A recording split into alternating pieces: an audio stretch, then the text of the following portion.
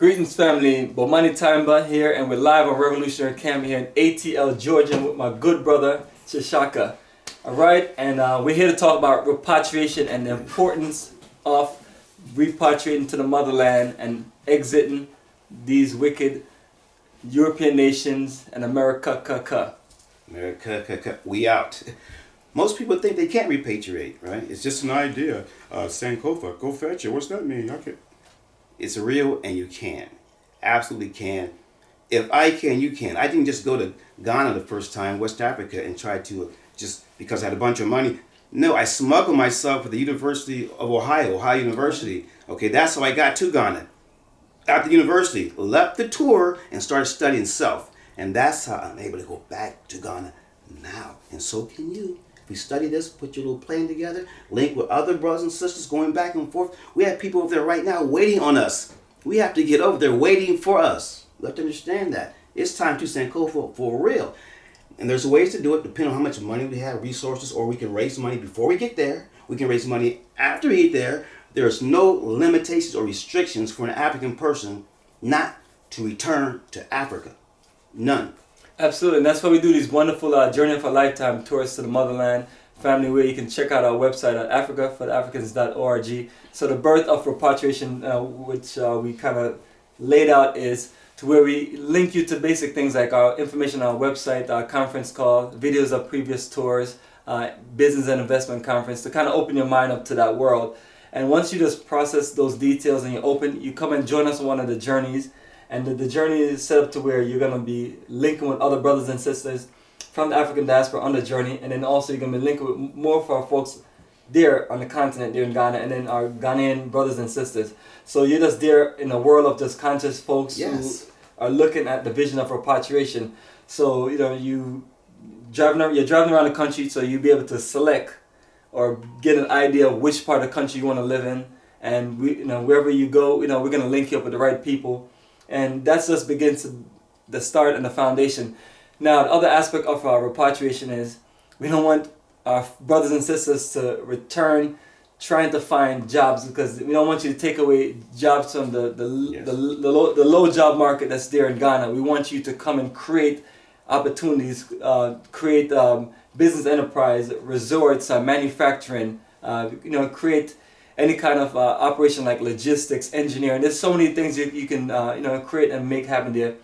But the main thing is, when you're there in a country and you're on tour and you're doing initial research, all of these ideas will come to you, and then you can just link it with the things that you are strong in as far as your background and skills.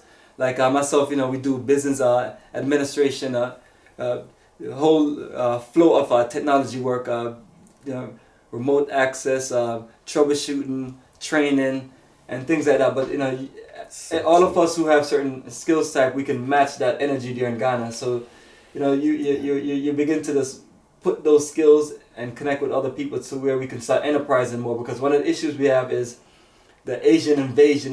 They believe that they should come in and just do all of these things and provide all these services. You look at India. India have taken over the whole technology market, and that's fine. But it's like internally, we have to hold on to our own markets and so on.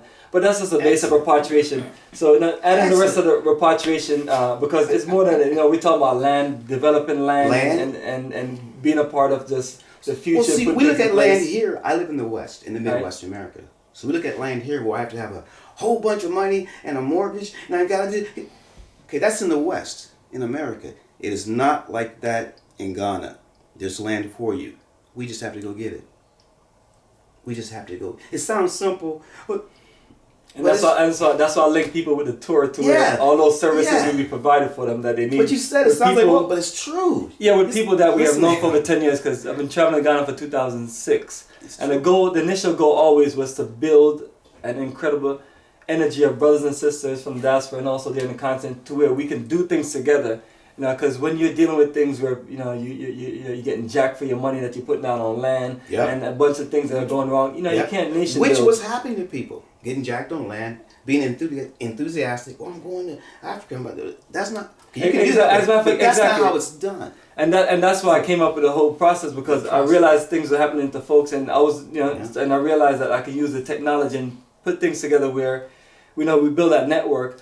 So that's what I'm still always recommending to our folks. Come on the trip, come on the tour itself, Yes. and do your work. And then if nothing else, stay back an extra few weeks or a few months, and then we can connect you more on the ground, and that will complete all of your research for you to have a successful repatriation. And then you kind of build your plan in place. And it's enough of us that have been there living to where we have your back on all those phases. So That's so true. that's one of the things we have put in place. But and a lot of other people have done other things. So when you're on the tour, you're being connected to other parts of repatriation. So share with us other visions as far as repatriation and how you see things going in the future if once more of us are there in Ghana, nation building. Mm-hmm. Well, I think we have at least 20, 30 years wide open development for us. Meaning, that's just the way it is. They're waiting for us. And I also think just some of the things that we learn in the West is not good for us. Absolutely. But some of the things we've learned in the West are good for us. Specifically in the way we're dealing with other people. Like you mentioned the Chinese. Okay, and I can tell you about the Lebanese and other people coming in to Ghana, specifically into Ghana. However, if we're there, guess what? See, we've been dealing with, especially these Europeans, we've been dealing with them for generations. You can't get over on our people in Ghana if we're there handling business with our people. It's just not going to happen. So, Absolutely. and that's why we need to be there to support our people, and they support us. Like you mentioned, they take good care of us when we get there. It's not like an adversarial thing, like, I don't know you. No, welcome home, Akwaba. Let's begin to build businesses. That's what Booker T said, which prompted Garvey. It's the whirlwind. Perfect. And also for those who are looking to retire, instead of going down to Florida, Yes. Ghana is a great option. And once we start, You are an amazing person, because we just had that conversation Well, this morning with our division president. Yeah, those the are- retired community. Okay, they go to Florida, California. You can go home and live better and support your people, increase the economy, and free other people. Exactly. It's that simple, family. It's And that those are the things that we have set up at africafortheafricans.org and our network and connection of our support for what we call the repatriation movement. This modern day 21st century upgrade. So because one of the things that's making the repatriation movement this more integral and more important is because all of the failures of everything else that we have tried. It's like it seems like we have tried everything else and none of that has worked. Because what we need to do is the right thing, of course. Go home, learn, study. They stripped our culture, okay? But that doesn't mean we can't get it back. Yeah. Ghana specifically is the land of culture. That's where you go to begin your return spiritually, culturally into the continent. It's beautiful, man. Exactly. That's why we always have to give clarity to folks when folks be like, I have a lot of ignorant people that keep on talking about we sold our folks into slavery and they have like no clue of certain things. So I'm going to give everybody a nice illustration. All right, you and I are there in what is modern day Ghana, and the white slave traders and their sellout Negroes are with them, and they're looking to snatch up some black folks, and you got away, and I was caught, and then hundreds of years later, I'm coming from Jamaica. And then I go to Ghana and I run into you, and should I be pissed off and mad at you and want and say you sold me into slavery? Right. No. Nah.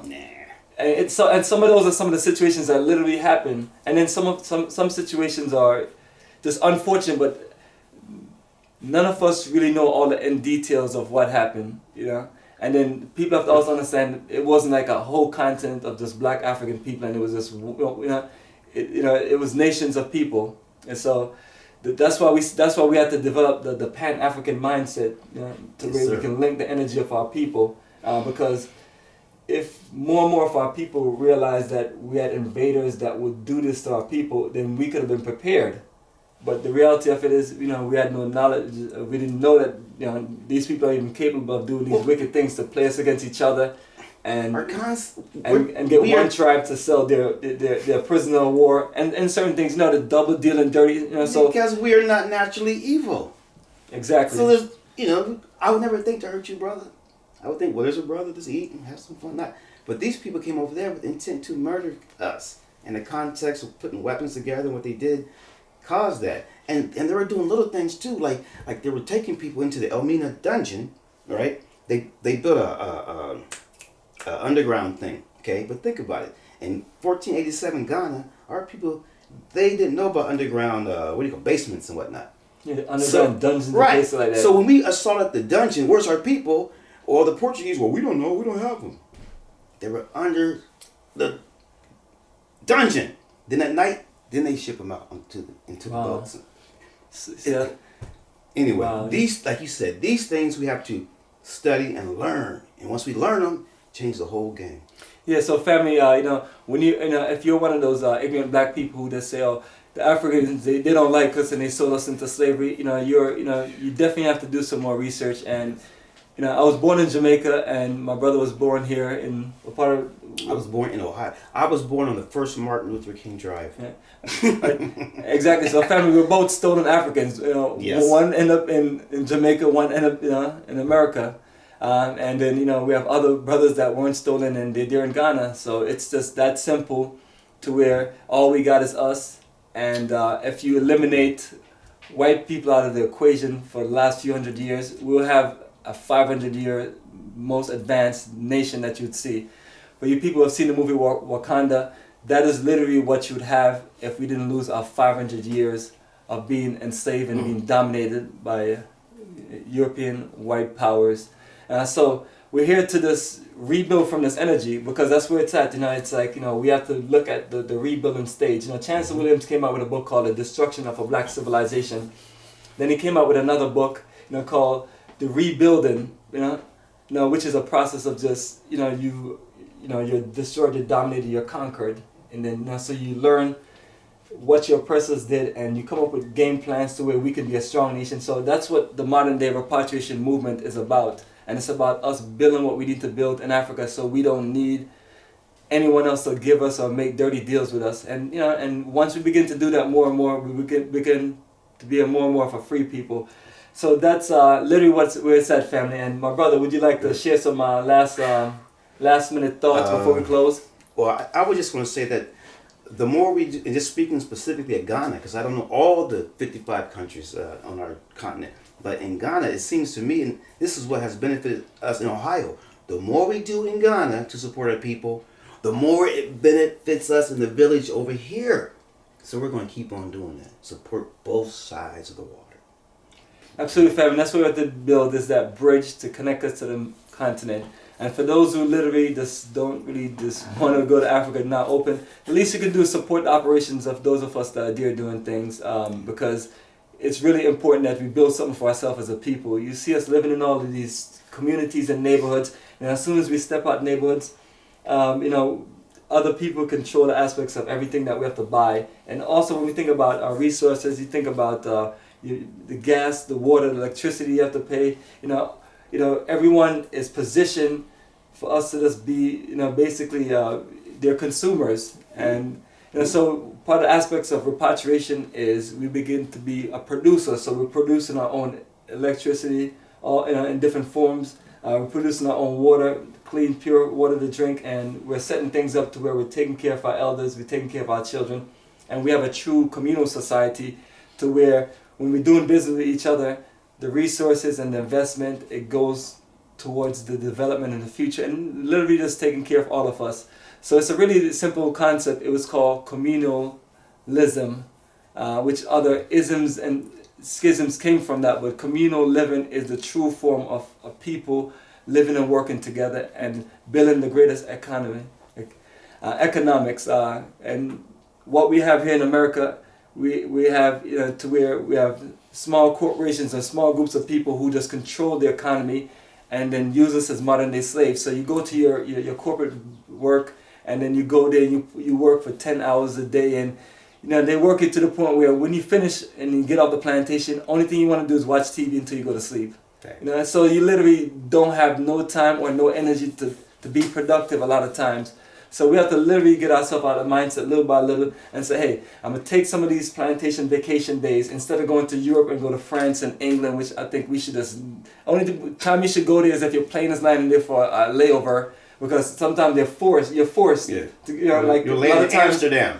Right. As a matter of fact, that's how we end up in Amsterdam, yep. Because we're limited on the schedule for the direct Delta flight from New York to Ghana, and then we just started, so we just deal with that. But that's it. Other than that, you shouldn't be trying to spend 3-4 days on vacations and on holidays and in European nations. Number one, they're overpriced. Number two, for the most part, it's cold or dark, and you don't get the natural sunlight. And you know, you're talking about tropical Africa. The countries we go to, you know, are incredible. You know, Ghana, Ethiopia, South Africa, you know, Togo, Benin. You know, Sierra Leone, like Tanzania. You know, you're talking about Ethiopia. tropical, beautiful countries. You know, where you can just build an energy. And you know, the goal is to really build more and more countries for repatriation. You know, so the next two countries we have is to build more relationships with Ethiopia and South Africa. So that begins to be something that we have on our November Journey of a Lifetime tours every November. You know, so you're gonna make sure we know when the tours are, because we really got to go. Yeah, we have tours out to Ghana every May, and then other parts of Africa every November. So we have November 2018 to Ethiopia and Tanzania.